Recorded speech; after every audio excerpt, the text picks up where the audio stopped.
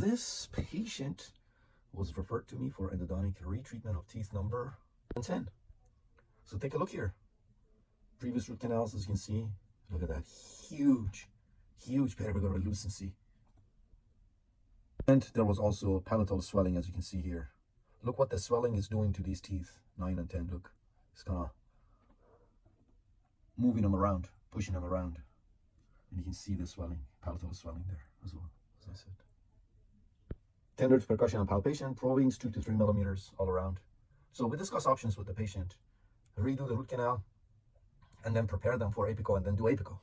Because this, I was very sure, based on the size of the periapical lucency there, that retreatment, endo retreatment, non-surgical retreatment would not give us the outcome that we desired. So told the patient, we're going to go ahead and redo these root canals. I'm going to place MTA in the apical few millimeters of the canal, apical, and then see what happens. Very guarded prognosis, or the other option would be you could choose to extract them and then get dental implants. Patient is young. She says she wanted to try to see if those teeth could be saved, and that's what we did for her. Take a look. Went ahead and redid both of those root canals, and this is MTA here, and that's some MTA extrusion, and that's of course given because these are wide open, especially number 10. And again, you can see the size of this periapical lucency. So when we redo the root canals, place MTA plugs, then our apical is much easier, much faster, quicker, because now we don't have to retro prep and retro fill. Here's the date that we went ahead and redid the root canals, 2021. Again, redid them non-surgically and then went ahead and did apical. 2021. Today is 1/6/2025, so about 4 years ago. Was the healing about a year after endodontic retreatment and apicoectomy of both teeth. And here's the date. You can see the amount of healing that took place only in 1 year.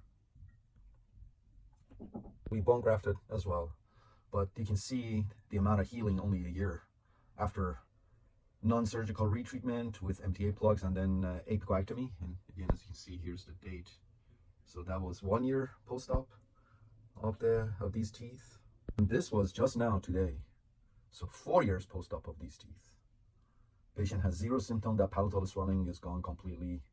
And patient has no issues, no symptoms. And here's the date, as you can see, 1/6/2025.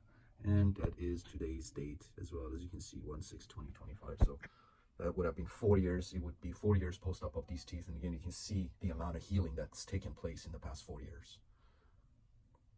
And let's take a look at the pre-op and the post-op radiograph.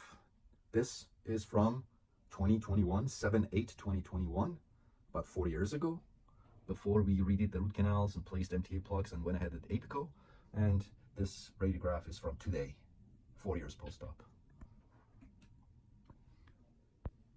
That's the date there, 2021, as you can see, and that's the 4 years post-op, 4 years later of both teeth.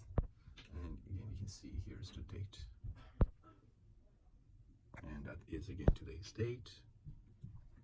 Zoom back so you can appreciate the amount of healing that's taking place in 4 years. So 4 years post-op of teeth number 9 and 10.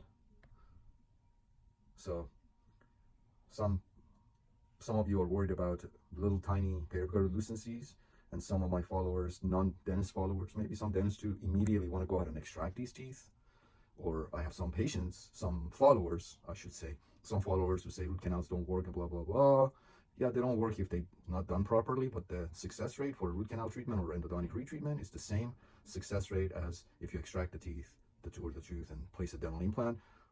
The advantage of the root canal or endodontic retreatment is, of course, you retain your own natural dentition. Also, the cost is 1/10 the cost of a dental implant. And you can see here the amount of healing that we got in 4 years. So 4 years ago today, 4 years post-op of teeth number 9 and 10.